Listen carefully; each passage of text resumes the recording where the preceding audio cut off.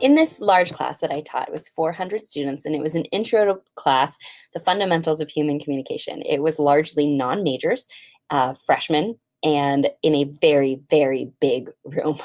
I had a couple TAs to help me out managing this, but one of the things I was really excited about with these students was helping them to understand some very basic communication concepts at a lot of different levels. So seeing how these things would actually play out in their own lives. I also wanted them to learn how to engage in better communication, which is hard to do in a class of 400 because I don't have a lot of options and opportunities for them to do oral communication, but they could learn better ways to enact the things that we were learning in class.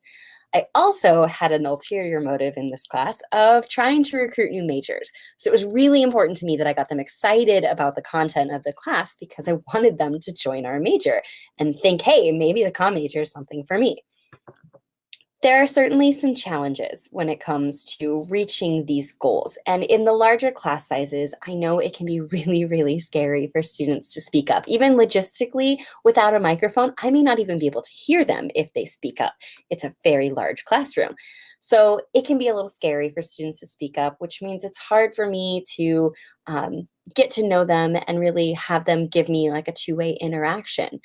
It's also a fixed seating lecture hall. These chairs don't move. So it's really hard to promote interaction and engagement among the students because I can't say like, hey, turn around and talk to your neighbor because their seats don't turn. I can't do anything small group related, etc. I also have a lot of trouble with a class of 400 that I can't provide any individual feedback. I can't get to know the students' names necessarily. I just don't have that kind of cognitive capacity. But I also just don't get to have the sort of one-on-one conversations that I would like to have in a normal classroom. So for the large courses, it was, like I said, a 400 student intro to comm course. And on Packback, what I did is I asked them to ask one question and answer two by the beginning of the week. So it was a Tuesday, Thursday class, and they had to get this done by Monday at midnight. So that gave me enough time to review some of what was going on before I started lecture on Tuesday. In that class, what I did was I tried to just respond to as many Packback posts as I could with the help of my TAs. So part of my TA's job description was to go in and respond to some of these, feature some, like some, just so they got to know a little bit more what was going on there too. I would go in and I would browse for themes. I would look to see, is there anything that like a lot of people are talking about, that this is something that they're really interested in? Especially looking at some of the auto-featured posts and seeing what Packback was noticing as something that was really important to my class. One of the things that I would do is I would take screenshots of particular questions and I would incorporate them into my lecture. So this served a couple of really cool purposes. One was to help encourage some student reflection. So I would do some like think, pair, share kinds of activities. I would also use these to segue into new topics. So if I saw that people were asking these questions, I'd be like, how convenient, we're going to be answering that kinds of a question today. And then I would also use that feedback to sort of steer some of the content. So if I noticed that a lot of people were really confused about a particular topic, or that a lot of people were asking the similar question, I'd say, okay, well, I wasn't going to do that, but now I'm going to. I want to help address the questions that you have. So one of the things that worked really well for me is this was a great way to tackle some of the constraints of a fixed seating lecture hall. I could kind of get around the fact that I couldn't put them in small groups. I couldn't have them discuss with people that weren't directly sitting next to them. And it helped those students to see some of their commonalities. In a classroom that big, you often have some trouble helping them see that they are part of a larger group, that they are feeling something that was similar to others. And in turn, that helped me shape some of my lecture content a little bit better, things that I hadn't necessarily thought about including.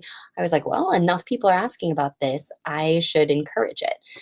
This was also a way for me to build a little bit more rapport with my students. So when I went in and I was answering them one-on-one, I was telling silly stories, I was sharing personal information, or linking them to something that was really cool that they might find interesting. And I could build a little bit more of a one-on-one relationship. Even if I didn't recognize their face, I knew their names. And that was helpful. It was also kind of nice when I would put their name up on the slide, they would see themselves and be like, oh, that was me. I just got recognized in this really big class for having a great question, which was always kind of fun.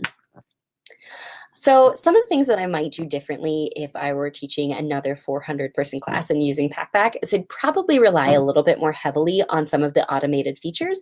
So this was my first time using Packback, and I really wanted to dive deep into the medium. But I think that I could probably rest back a little bit more and rely on some of the ways that it auto features, some of the things that it does to help sort the feed. So when I taught this class, they didn't have this function, but now that it exists, I would use it.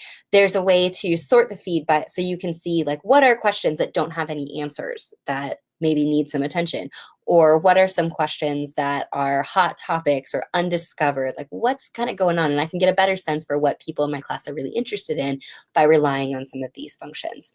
I would also really encourage my students and my TAs and myself to rely on the space in the comments where you can include a citation and say, hey, look, this is a source if you want to check that out more.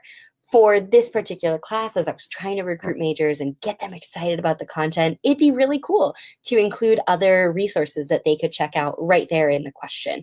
I already know that you're interested in this topic. Here's some place to find some more.